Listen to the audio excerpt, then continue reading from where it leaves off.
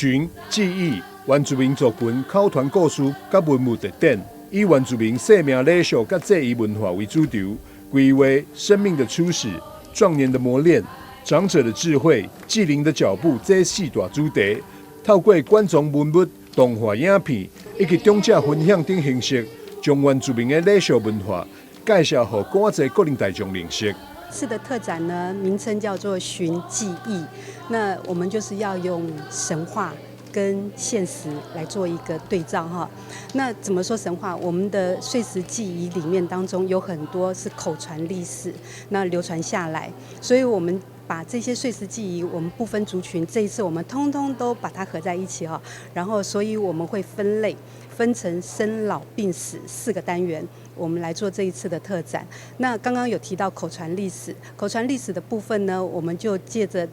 文件站的老人家们来亲自诉说他们的记忆。所以我们把记忆跟老人家的记忆结合在一起，成为这一次特展的特色。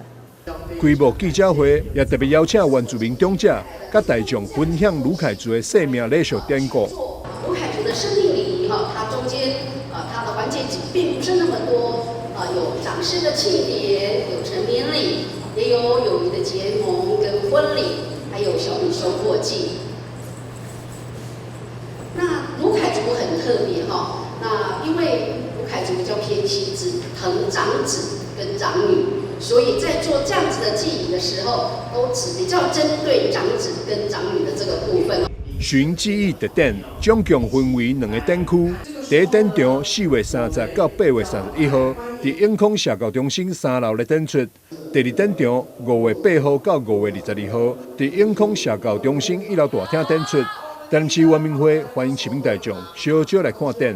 台南新闻赵秀伟采访报道。